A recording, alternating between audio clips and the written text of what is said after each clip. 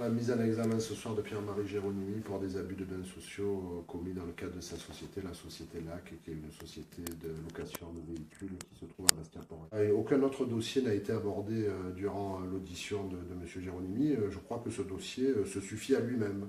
M. Géronimi a été mis en examen et il est placé sous contrôle judiciaire avec un certain nombre d'interdictions. Interdiction de gérer sa société, c'est évident. Obligation de suivre des soins relatifs à son état parce que le juge d'instruction estime qu'il est véritablement addict au jeu, donc qu'il faut qu'il soigne cette addiction-là. Donc voilà les deux interdictions essentielles qui lui ont été fixées. Ce sont des faits qui sont distincts. Il n'y a pas d'interdiction de gérer le Sporting Club de Bastia. Alors, c'est des montants très importants, à peu près 500 000 € sont d'ores et déjà établis en procédure, et de 2010 à 2014, donc sur une période de 4 ans.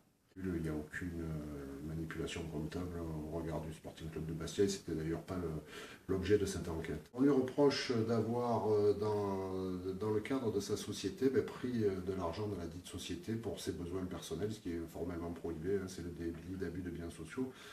C'est-à-dire qu'il a émis un certain nombre de chèques de sa société au profit du Café Riche, avec lequel il n'était évidemment aucunement en relation commerciale, puisque c'est un bar PMU de la place Bastiaise que tout le monde connaît. Et ces sommes étaient destinées à rembourser les sommes considérables qu'il jouait, et qu'il perdait visiblement. Donc, bien évidemment, il a mis en danger sa société, les gens qu'il employait, pour assouvir sa passion du jeu.